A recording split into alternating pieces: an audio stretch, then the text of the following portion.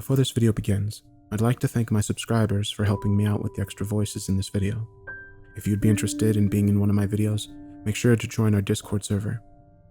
You don't have to have any narration experience, I just like working with my subscribers. But with that said, enjoy the video.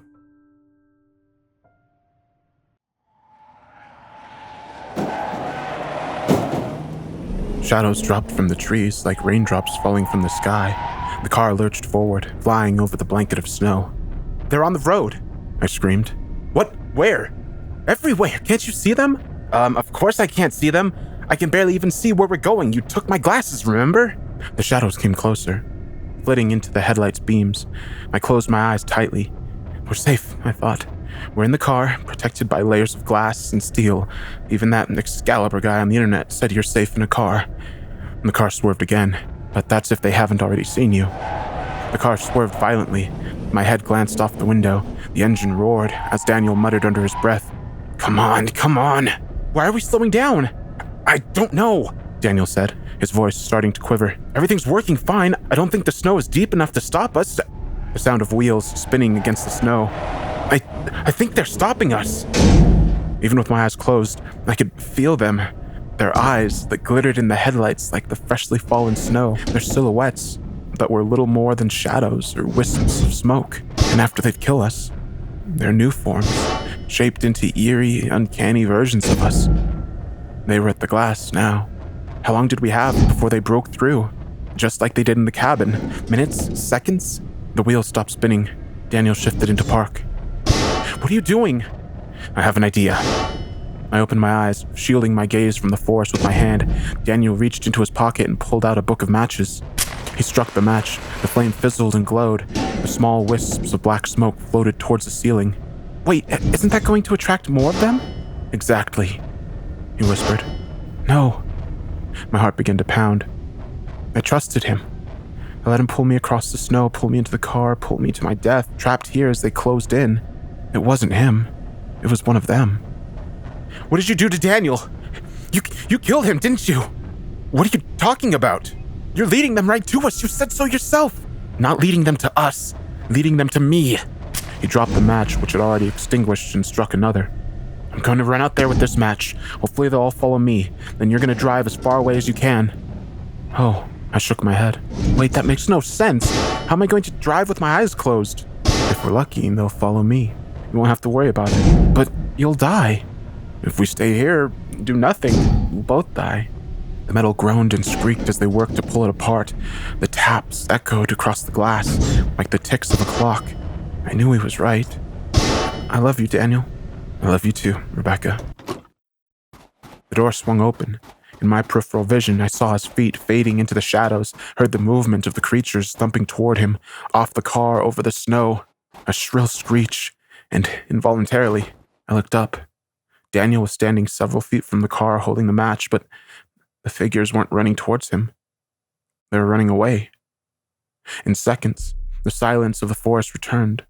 Snow slowly drifted to the ground. The trees were still as statues, and the branches above were dark, no glittering white eyes. I opened the door and ran out to him. "They're afraid of fire," was all he could choke out. After holding him for what felt like an eternity, I realized how little sense that made. But wait, that Excalibur guy said that they were attracted to fire, attracted to the smoke. Why would he say that? I guess he didn't know. Or my face faltered as the realization sunk in. Maybe he had seen one of them. Maybe he was speaking for them. But then why would he tell everyone to stay inside and cover their windows too? Maybe we weren't supposed to stay inside. Maybe being trapped inside our houses, waiting out the storm is exactly what they wanted. Daniel looked at me, his eyes wide in the darkness. "What are you saying?" "I'm saying that maybe the second radio message was the one we should have believed." We raced back to the car. I thrust the key into the ignition and the car rumbled to life. "We're going to Maple Street." When we turned onto Maple Street, a strange sight greeted us. A small house sat on the edge of the forest. It was surrounded by dozens of small fires, their trails of smoke merging into one large pillar that reached upwards towards the sky.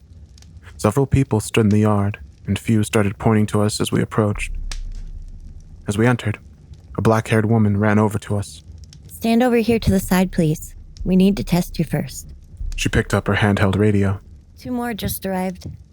Test us? We need to make sure you aren't compromised, ma'am. We awkwardly stood in the yard, the fire hot against our backs. Maybe this was a bad idea, Daniel whispered. Are we sure that... Hey! A burly man walked over to us. Let me just test you guys and we'll be good to go. He wore tattered jeans and an ill-fitting flannel shirt with a large slash across the chest.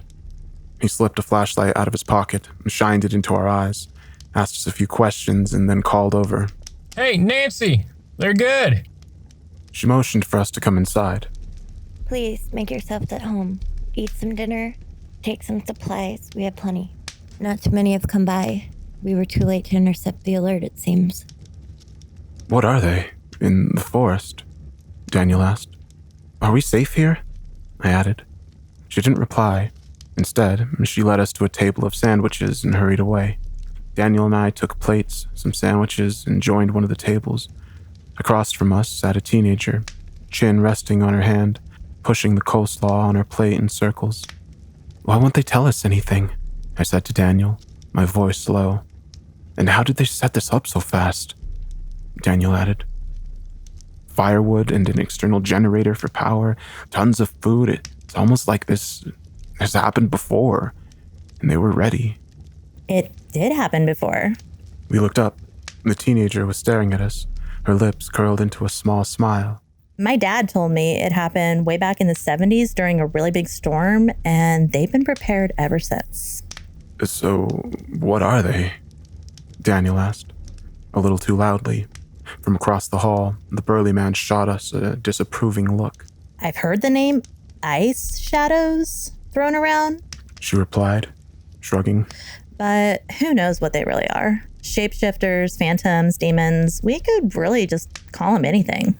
What I don't understand, Daniel started, after a long slurp of Coke, is why they wanted us to cover the windows. Don't they want us to see them?